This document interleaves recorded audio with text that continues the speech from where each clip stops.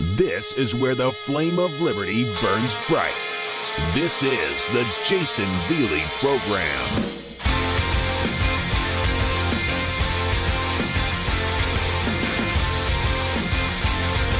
Hello, my friends. Happy Friday. Jason Veely here.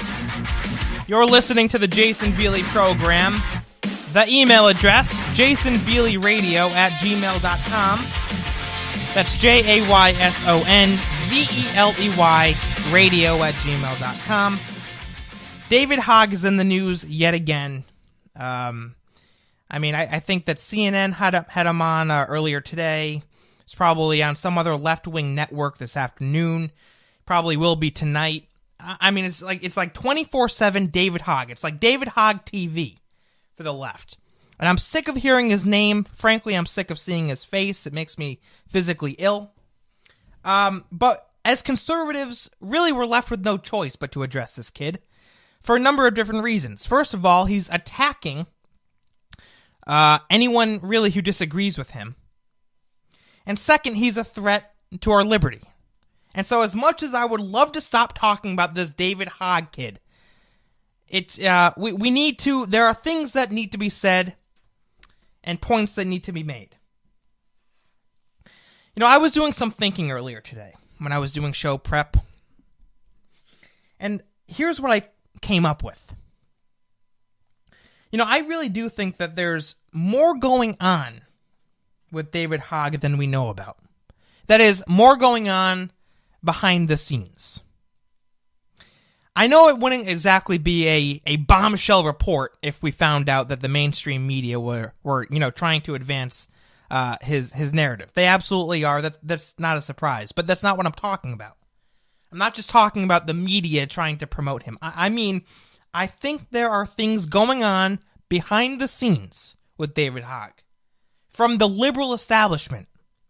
I'm talking financial support. I'm talking coaching, managing. I think David Hogg has an entire team that's helping him get the message out. Frankly, ladies and gentlemen, I think that a lot of these leftists really don't care as much about David Hogg as they do about the message. They love David Hogg, not because they love David Hogg, but because they love how he is able to advance their message. He's getting the liberal narrative out there. This idea that less guns will lead to less crime. This idea that we need common sense gun control, and so on and so forth. Bill Maher, do you know what Bill Maher called David Hogg the other day? A secret weapon. I might be off a little bit there with the direct quote, but it was something along those lines. A secret weapon, a weapon that the left have never really had before. Something along those lines. That was Bill Maher. And to me, I think that's extremely revealing. Is it not? He's being used as a tool. The mainstream media, they're promoting this guy night and day. These different liberal publications, they're promoting this guy night and day, talking about David Hogg. I even think there's some kind of documentary being made about the kid or something. I don't know. I saw this documentary-esque video with David Hogg, featuring David Hogg, bashing the NRA and all the rest. You know how he does. But I really, folks, in addition to the media promoting him, I think that this kid is well financed. I think that his activism is more organized and more established than we think. Because up until I had this epiphany, so to speak, I really just saw David Hogg as a left-wing activist who is going out there on his own and trying to start this movement on his own and commenting on gun control on his own and all the rest. He's not working alone. He's not working alone. He's getting money. He's getting coached. He's being told what to do and what to say and how to say it and when to do it. There's a lot going on behind the scenes with the liberal establishment. I'm telling you. They are playing a much bigger role in this kid's rise to fame than we thought. You look at this situation that started yesterday, and I commented on it briefly on yesterday's program. This situation between David Hogg and Laura Ingraham. Now, I have a lot of thoughts on this. I'll get into it a little bit more tonight. Basically, what happened, folks, and I think I have the timeline in order here. Basically, what happened is Laura Ingraham published a tweet about David Hogg and about how he was whining that no colleges are accepting him. Right? And David Hogg responded by publishing a list of 12 of Laura Ingraham's advertisers and basically calling for a boycott of her show. And what happened next, folks, is truly sad in my humble opinion. Laura Ingraham apologized, and I thought about this overnight last night, and do you understand how big of an error that was on Laura Ingraham's part? It was a huge mistake, in my opinion. And here's why. This David Hogg knows that he has power. Knows that he has power. And what Laura Ingraham did by apologizing is she basically said to David Hogg, yeah, what you say matters. Yeah, what you say can have an effect on your political opponents. Yeah, what you say can be threatening enough to make your political opponents and those on the right cave to you and to your demands. That's what Laura Ingraham said, and that's why I think it was a huge mistake. What I think she should have done is basically told David Hogg to F off. I mean, be a little bit more polite than that, maybe. But really, that's what she should have said. I mean, she should have said, David Hogg, F off. This kid whining about, she said that she's making fun of me because I can't get into any colleges. And so he goes out there on social media and says, yeah, let's go after her advertisers. What a little punk. By the way, if it seems like I'm getting off topic, folks, trust me, I'm going to bring this all back. I'm going to go full circle here. So we have this situation going on between Laura Ingraham and David Hogg. David Hogg going after Laura Ingram's advertisers. Laura Ingraham foolishly apologizing, which, in my opinion, just added fuel to the fire. Now David Hogg knows that he has more power than he thought, more power to influence his political opponents, and really it was for nothing. The apology was for nothing because in the end, Laura Ingraham is still losing advertisers. She's still losing advertisers. She's lost quite a few, as a matter of fact. A pet food supplier called Nutrish. TripAdvisor has stopped advertising with Laura Ingraham. Wayfair has stopped advertising with Laura Ingraham, and many others. I'll give you an example. Wayfair. They said, as a company, we support open dialogue and debate on issues. However, the decision of an adult to personally criticize a high school student who has lost his classmates is an unspeakable in an unspeakable tragedy is not consistent with our values. That's a little odd, don't you think, by the way? It's Wayfair, their reasoning for dropping Laura Ingraham. You can't criticize a high school student? This high school student, David Hogg, threw himself out there, folks. I think a lot of us forget that. I've gotten some comments on my YouTube videos. Jason, cool it with this kid a little bit. He's a young guy. He's a high school student. He's been through a tragedy. I'm well aware of that.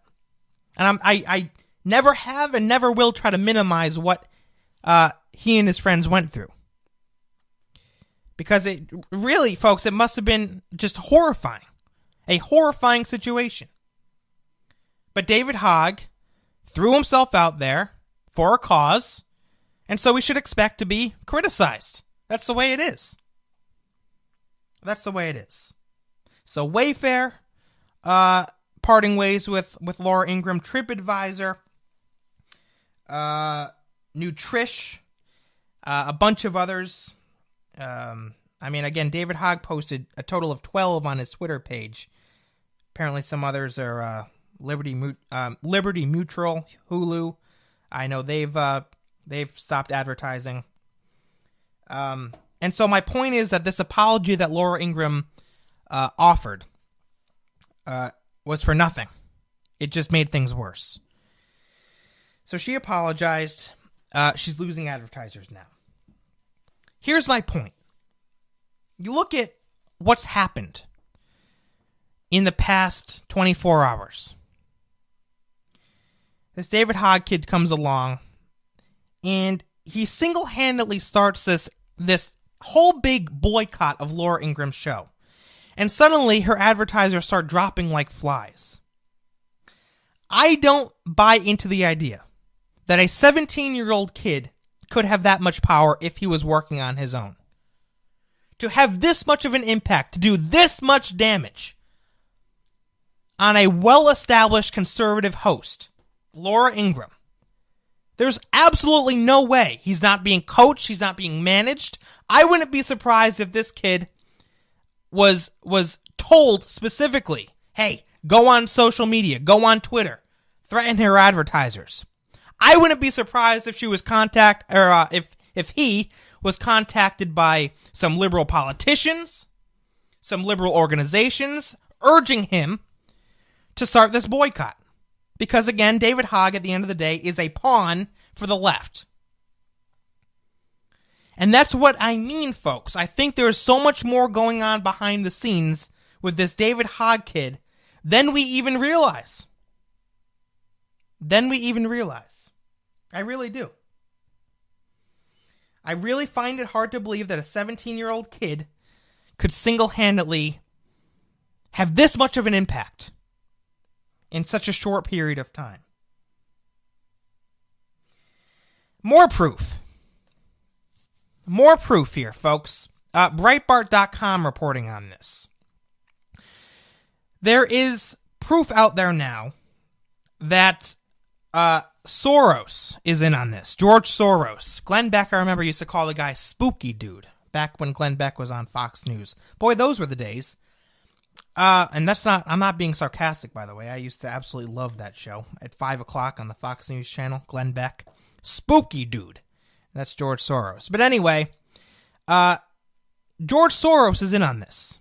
And many of his, the groups that he funds, that he finances. Groups such as Media Matters. Breitbart.com reporting that Media Matters president Angelo Carusone, maybe? Anyway, it's the president of Media Matters. He highlighted two of Ingraham's biggest advertisers, Liberty Mutual and Bayer, on Twitter. And again, this is the president of a group that is financed by George Soros. So you see how everything's connected here.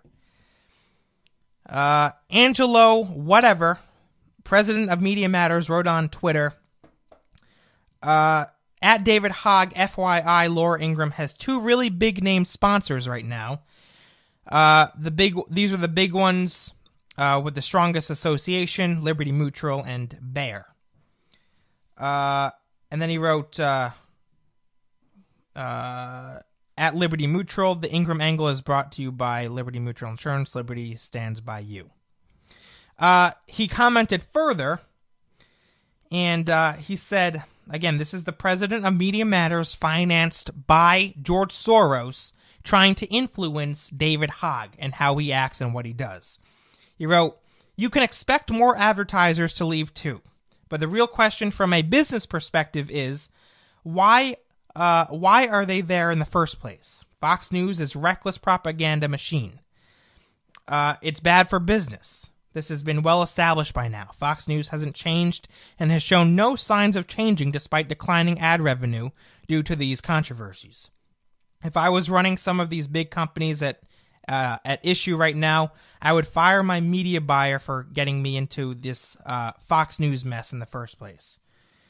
Now, Breitbart.com goes on to give a little bit of background about Media Matters, and I find this very interesting. Some facts and figures that you might not have previously known. Media Matters is known for its opposition to conservative and independent news media outlets. A Media Matters briefing book obtained by the Washington Free Beacon last year at a retreat for donors listed a core budget goal for 2017 of $13.4 million, which the booklet says would pay for a staff of 81, ostensibly to wage war on independent news media outlets like Breitbart News. Media Matters, founded by Hillary Clinton ally David Brock, is financed in part by George Soros. The billionaire provided a $1 million donation in 2010, quote, to hold Fox News accountable for the false and misleading information they so often broadcast. So they literally have funds set aside to take down Fox News. Brock once described Media Matters as aiming to wage an all-out campaign of, quote, guerrilla warfare and sabotage against Fox News. Think Progress, another organization that has been spotlighting the boycott with an article and numerous tweets by Judd Legum, the editor and founder of Think Progress, another George Soros-financed organization. And he took to Twitter and was, again, kind of promoting the idea of advertisers parting ways with Laura Ingraham, helping David Hogg out, giving David Hogg advice. And so, folks, I really don't think it's that far-fetched of a statement to say that there is some kind of connection here between George Soros and David Hogg. There is some kind of connection between George Soros and David Hogg. I'm not saying that George Soros and his organizations like Think Progress and Media Matters are the puppet masters, so to speak. I think there's a number of left-wing organizations, coaches, managers, and so on and so forth behind the scenes, but I do think that George Soros is playing a big role here. I absolutely do. As we know, George Soros kind of feeds off of chaos. As a matter of fact, he admitted in the past, almost word for word, that he creates chaos to make money to benefit himself. And it really wouldn't be a surprise, to be honest, folks. I really wouldn't be surprised to learn that this boycott of Laura Ingraham was started by George Soros and his organizations, who possibly even got in touch with David Hogg and told him what to do, told him what to say. So that's just my opinion, folks. Again, I think that there's some evidence out there to support this opinion, and I think that in the coming weeks and months we're going to learn even more about this David Hogg kid. And who he's working with, who's kind of not just helping him, but managing him. Again, because there's a difference between helping somebody and kind of mentoring somebody and literally telling them what to do and say. And I think the latter is what's happening. I think that David Hogg has people not just kind of guiding him in the right direction. I think there are literally people literally using this kid as a pawn to advance the left-wing anti-gun agenda. And so I would just ask David Hogg. Again, I don't mean any disrespect here. I would just ask him, how does it feel to be a pawn for the left? How does it feel to be a pawn for the left? You realize that you're a puppet at this point, right? You got strings coming off of your hands. You got strings coming off of your feet. You're a puppet. They're using you to advance their message. I'm sorry to say it, but it's the truth. I'll be right back.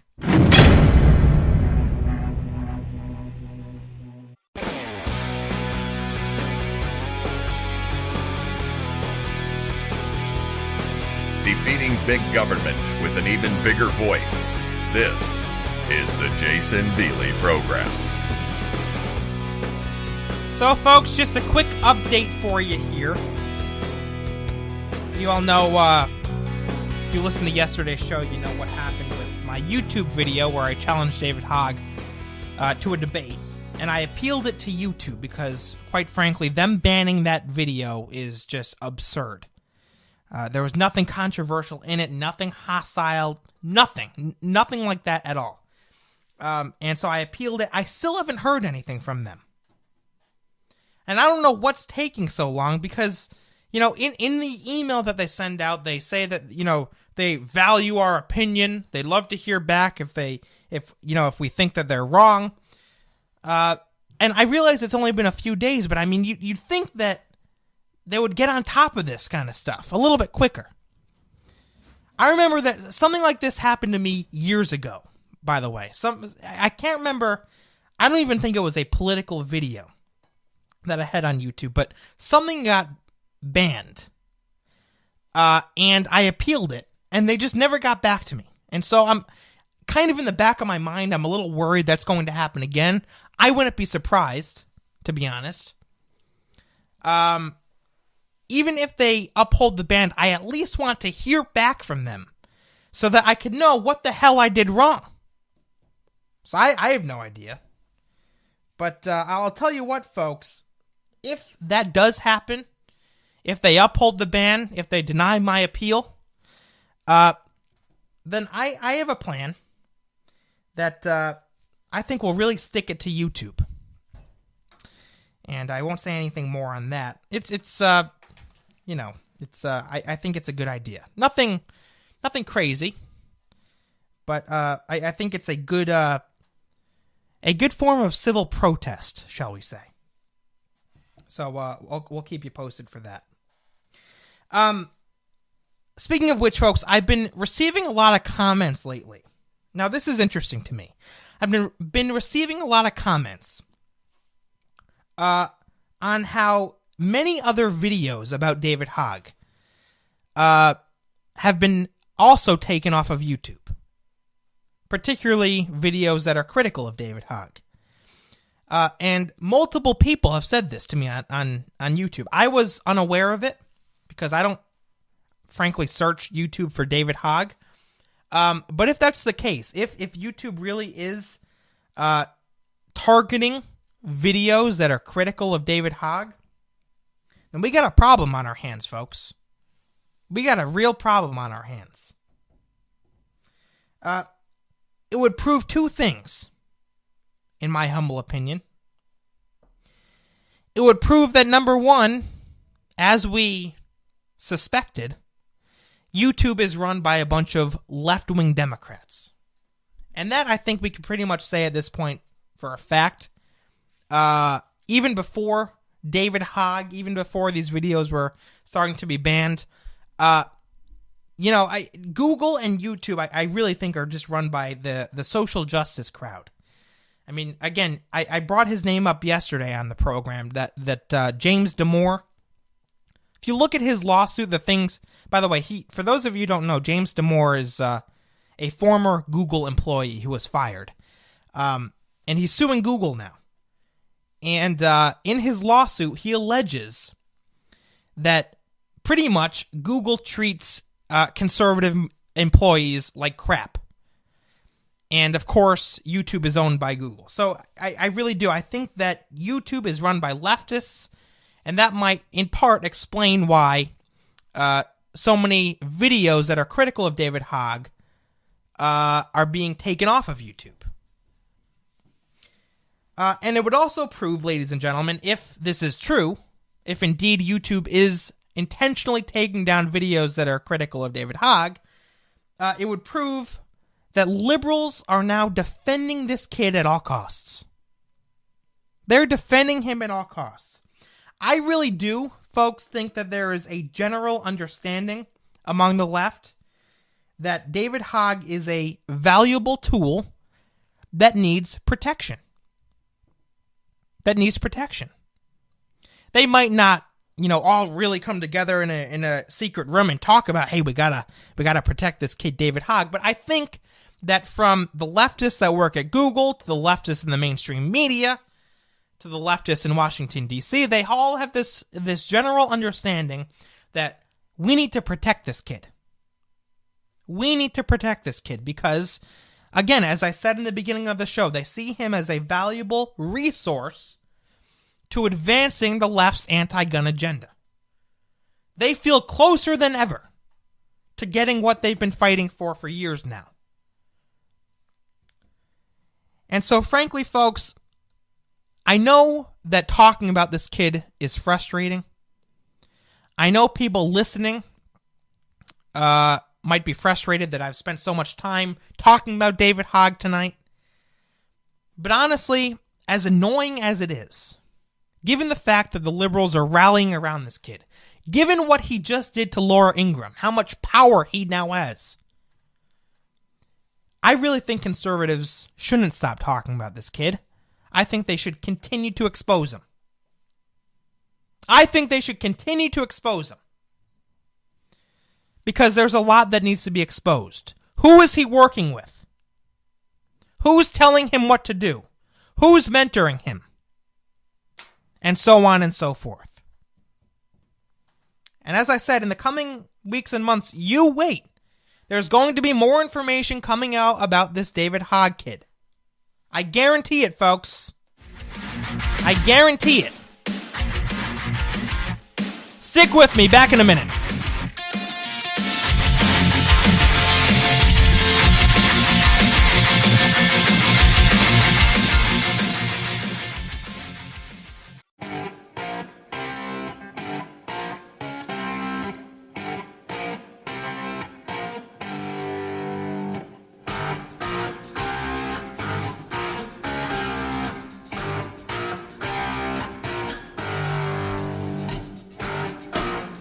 All right, folks, welcome back to the show. Jason Veely here. Over the break, Yahoo News saw this on my Facebook feed. David Hogg today appearing on CNN's New Day with Allison Camerota. He said, the fact that they're going after us personally shows that what we're doing is working. We have them scared, and now we have to go even harder. This is when it really starts to matter, is when these people try going against us. Well, of course we're going to go against you. I mean, you're threatening our freedom here. Of course we're going to go against you. What do you think? We're not scared of you. We're scared for our rights. And I mean, is that so controversial? Are we not supposed to care about our liberty anymore? We're not scared of you, David Hogg. You're a little punk. We're scared that you are so influential right now, and you have the ability to convince the American people that it's a good idea to surrender their liberty. That, at least for me, folks, that's personally what I'm scared of that. I don't want that to happen. I'll say it, I'm scared. I'm scared for my liberty to go away and not come back. Can I say that? Is it all right to be scared of that happening? And then he says, just want to make it clear that, we're not going to take anyone's guns away. His direct quote was, I want people to understand we're not trying to take your guns. We're not against the Second Amendment. We don't want to repeal the Second Amendment. I call BS. I call absolute BS. What's David Hogg's position on the AR-15? Just curious. Because if he wants to do away with it, then he's a flat-out liar. He does want to ban guns. He absolutely does. And dare I say, folks, I'd say the vast majority of the people who participated in the March for Our Lives rally, I think that they also, I think many of them want to ban different guns. I think many of them want to do away with the Second Amendment. So my point is that while David Hogg might be trying to make it seem less radical, we know the truth. The liberals hate the Second Amendment. They would love nothing more than to see it repealed. That's what they want. And speaking of repealing the Second Amendment, you know that we have another nut job out there calling for it to be done away with? Yes, we do. Another one. Who was the last one, by the way? The former Supreme Court Justice.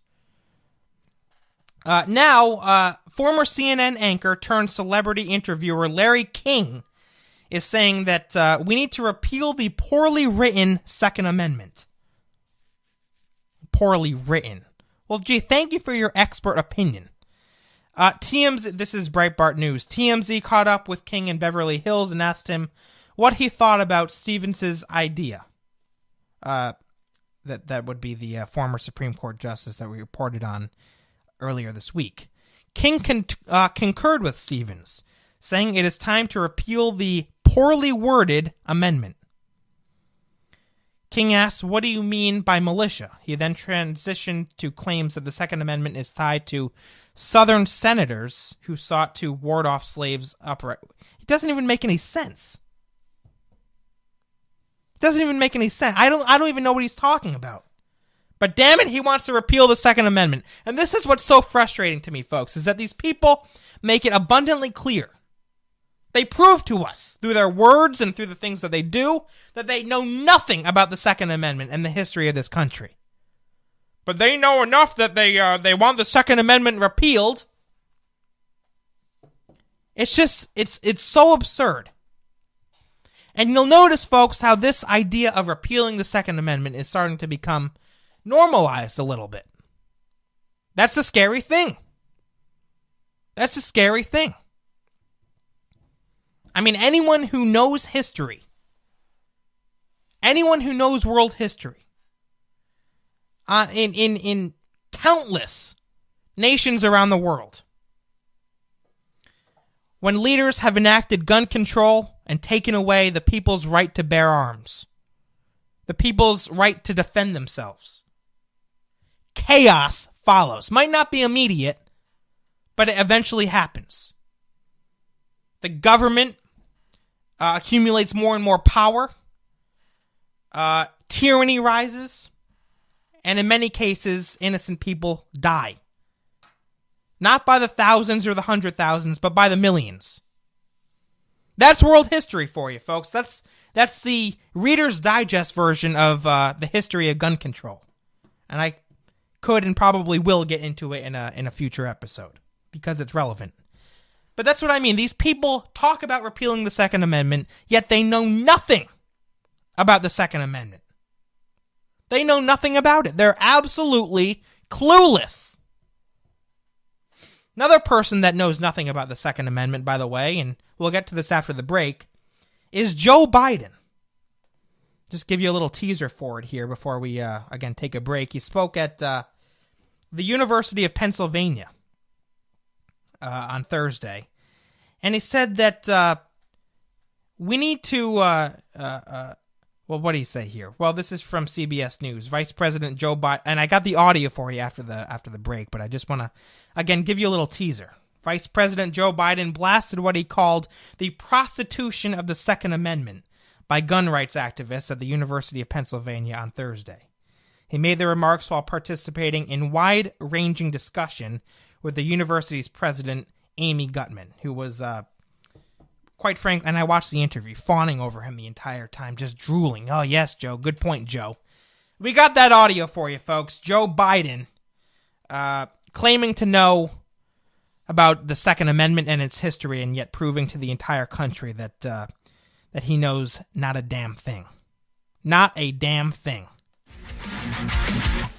All right, folks, quick break. That audio coming at you when we return. Don't go anywhere.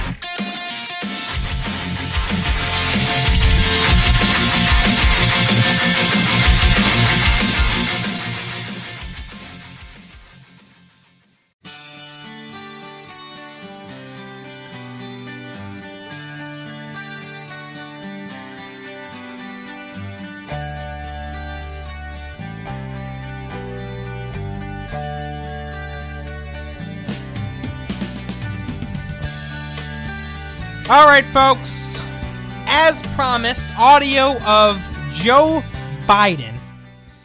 I can't believe this guy's still out there, to be honest with you, folks. I mean, he's the definition of a has-been. And people hold this guy up as if he's some kind of intellectual. He's really not. He's a dope. As a matter of fact, he's one of the in my opinion, he's one of the dumbest vice presidents we've ever had. I mean, just no question. Here he is at the University of Pennsylvania, blasting the Second Amendment and butchering the history of it. Listen. So let me ask you what... All right, let me stop right there. This, contrary to what you might think, is not the voice of Joe Biden. That's the voice of the president of the University of Pennsylvania, who asked the question, and then you'll hear Plugs Biden come in. Listen. So let me ask you, what would make this a movement rather than simply a moment? I think it's already become a movement. Look, I've been involved in this effort, this fight for rational gun policy. I think there's a Second Amendment. All right, let me stop right there. Rational gun policy. Why do they always, they can't talk about gun control without saying the word rational or common sense. Have you noticed that? It's never just we need gun control. It's always we need rational gun control or we need common sense gun control. And this is infuriating to me because of how ironic it is. Because there's nothing common sense or rational about it. It's utterly irrational what they want to do. Utterly irrational. Disarm law-abiding people to decrease crime. Boy, that's a good idea. You know what? Let's just stick up gun-free zones all across the country. Yeah, that'll work, Joe. Hey, it's rational after all. Keep listening. I think the Second Amendment is being very badly interpreted. It's not consistent with what our founders intended, in my view. Now that's rich. I mean, that is just, that's hilarious. It is being badly interpreted and is not consistent with what the Founding Fathers, I don't know, what they had in mind, what they wanted.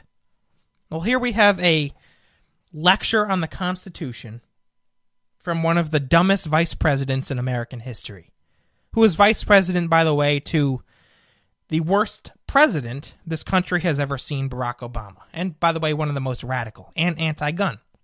There's Joe Biden claiming that the Second Amendment has been misinterpreted. Meaning, those on the right misinterpret the history of the Second Amendment. The liberals, they have it all figured out. Oh yeah, David Hogg, the left, the mainstream media, all those people who are marching in March for Our Lives, they have it all figured out. They know the history of the Second Amendment. They know what the Founding Fathers wanted. The conservatives, who do actually talk about the Constitution and the Second Amendment and its history and why we have it, we know nothing, not a damn thing. Thank you for your input, Joe. Keep listening. You saw Justice John Paul Stevens say that we should, because it's been so prostituted, we should repeal the Second Amendment. It was about a standing militia. It's a long story. I won't go into all the legal side. All right, really? You're going to use that old, tired argument about the militia? I mean, this is... I haven't even heard this argument in a while. It's... I thought that the liberals had given up on it because of how stupid it is, but here's Joe Biden bringing it up about a militia. That's what the Second Amendment talks about. It was meant for a militia, a well-regulated militia. This is what I mean when I say that they don't know the history. They don't know the history. If he actually read the words in the text of our Founding Fathers, the people who built this country, he would understand that what they meant by a militia was just simply the people. Actually, the direct word usage that they used was any able-bodied man. Any able-bodied man should have the right to bear arms for defense against the government. I mean, that is the purpose of the Second Amendment. Defense against a potentially tyrannical regime. That's the point of the Second Amendment, and of course for personal defense as well. See, he is completely oblivious. He doesn't even know what he's talking about. A militia. I mean, they just need to pick up a history book. That's their problem. They're not educated. They talk, but they don't know anything. They say repeal the Second Amendment, but they don't know the history of the Second Amendment. They talk about the Constitution and the view of the Founding Fathers, yet they know nothing about the Constitution and the Founding Fathers. Keep listening. Go ahead, Joe. I mean, taught it in law school. Yes, yes. But there's rational and irrational policy. And like many movements that occur, if I can make the analogy to when I was your age, when I was in undergraduate and graduate school in the middle of the 60s. By the way, why is he talking so slow? You know, you realize he's been on like the same sentence or two for, a while now? I don't know the exact time. But it's been going on and on. Why is he talking so slow? Get to the point, Joe. Come on. I know you're older. Probably losing a little steam and hair. But anyway, keep listening. The war in Vietnam and a lot of other things were going on, the completion of the civil rights movement. And there's a point at which things tip into not being the exception, but being the rule. All right. What's happened here is the nation as a whole has decided it can no longer, in my view, continue to turn a blind eye to the prostitution of the Second Amendment here. All right, we're not prostituting the Second Amendment. What a strange word to use there, by the way. I don't know why you would choose that word. But what he means is that he's basically saying that for many years now, he's saying that Republicans have misinterpreted the Second Amendment and corrupted its true meaning. And now he's saying that people are finally waking up to how Republicans were misinterpreting the Second Amendment. We haven't misinterpreted a damn thing. We're the ones who know the history. We're the ones who know why we have the Second Amendment. We're the ones who know that when you allow the people to defend themselves, that's the best defense. It's not government coming in and telling the people what to do and what laws to follow. It's the people being able to defend themselves. We understand it. The Founding Fathers understood it. That's why we have the Second Amendment. Defense for ourselves and defense against, that is personal defense and defense against tyranny. That's the truth. Finish up, Joe. You got 12 seconds. And no longer can turn a blind eye to the enormous damage being done, not just in our schools, but on our streets right here in Philly and Wilmington, Delaware, where I'm from, every night. Right here in Philadelphia, in Delaware, run by leftists. Isn't that right? What are the gun laws like in Philly and Delaware? By the way, what are the gun laws like in Chicago? I mean, you got blood running through the streets every damn night in Chicago. What are the gun laws like there, Joe? Can I ask you that? In my own state, Hartford, the capital. Gun laws like you wouldn't believe. Yet every single morning on the news, you hear about another murder that happened in the streets of Hartford. Why is it, Joe, that in all these cities that are run by leftists with these massive, out-of-control gun laws that infringe on the Second Amendment, how come there's so much crime there? What's going on? Maybe an expert like you can explain it to little old me. All right, folks, have a great weekend. Happy Easter. I'll be back Monday. God bless, and God save this great nation.